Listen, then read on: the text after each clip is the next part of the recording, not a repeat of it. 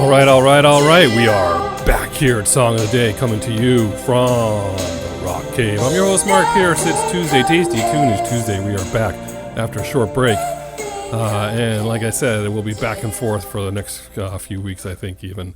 But we're going to do the best we can, as much as possible when we can.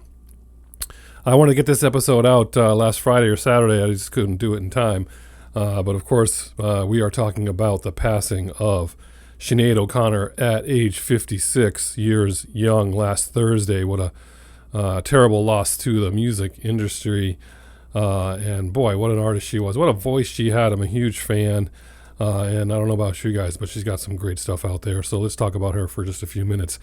Born in Dublin, and as a teenager, 15-year-old, she was shoplifting, truancy. She got sent to a training center at age 15, which was run by the Catholic Church, which was kind of where she got a lot of her feelings about such things, as it was not a pleasant place to be.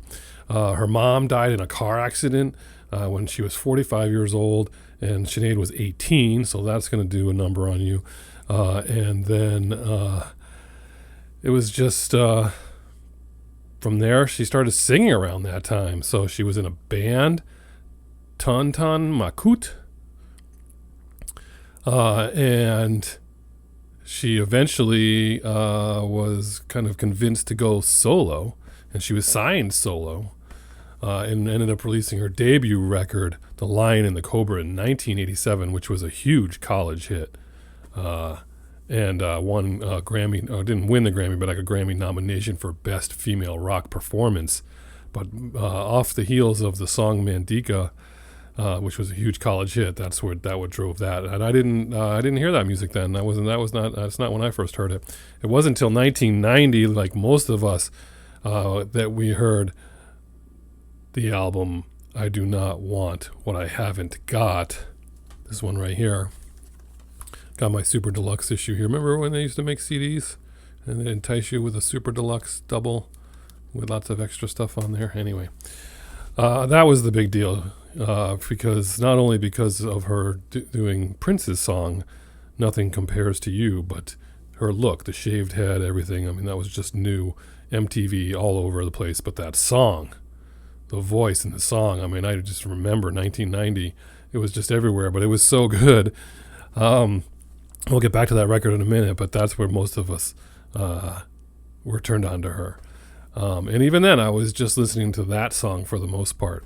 That same year, she did The Wall with Roger Waters, and she sang Mother with Berlin, in Berlin with the band. So they were performing in Berlin, The Wall, 1990, and Sinead O'Connor and the band did Mother. You have to check that out. And, I mean, that's the same time that record was out, and that record got 4 Grammy nominations, and she ended up withdrawing her name from there. She in interviews later on said that she didn't consider herself a musician. She was a protest singer, and that she didn't want fame. So she was one of those artists that when those 4 Grammy nominations came in, she just didn't know what to do with that.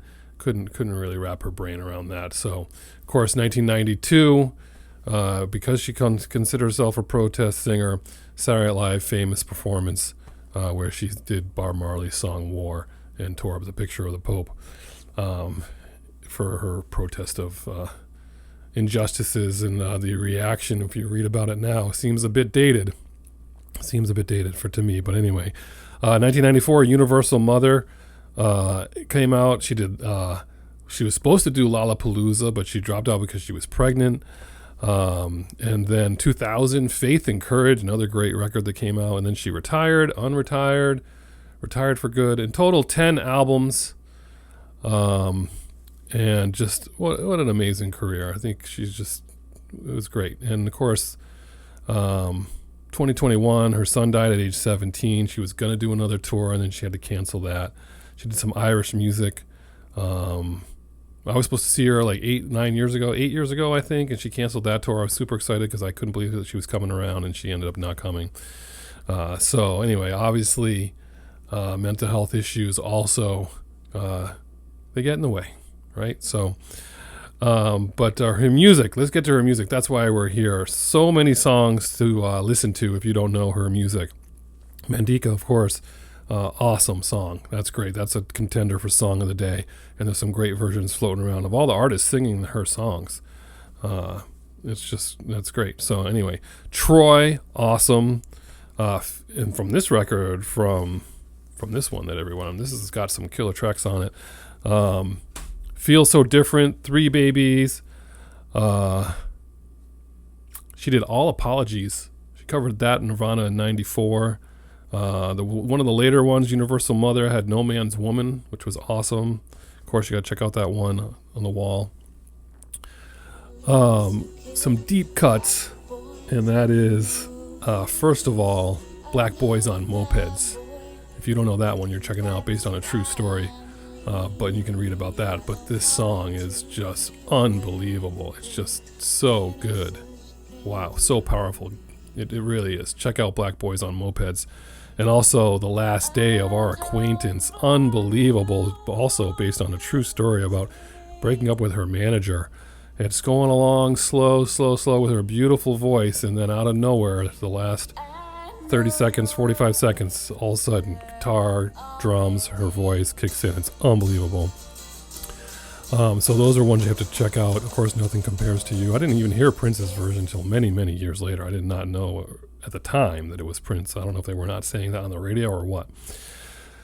And then I posted it earlier, but for me, it's got to be Fire on Babylon for Song of the Day. That one is just amazing. I cannot find the video that was up for years, a decade. There was a performance she did where you can just see her jaw opening. You can't believe she's singing it. There's some that are almost equally as good, which we'll post below. But the one that I'm really thinking of that I've always loved is so far eluding me. But that's your Song of the Day, Fire on Babylon. Boy, what are your favorite songs out there? Listen to those today for Sinead O'Connor. So good, and what a tragic loss. But play some of her music, and if you don't know her, check out those songs. And again, there's some of those deeper cuts that you absolutely need to hear, so I'll post those below as well. All right, Sinead O'Connor, rest in peace. Well, what are we doing for the rest of the week? I don't know the schedule this week. We'll see what comes. I'm going to try my best to get some more out there, but we'll see. So whatever you're doing today, I hope it involves music. Oh, and we lost Paul Rubens last night. Pee Wee Herman. Tequila. Anyway, whatever you're doing, I hope it involves music. And as usual, I'll catch you on the flip side. What you did to us, son. Look what you did to us, son.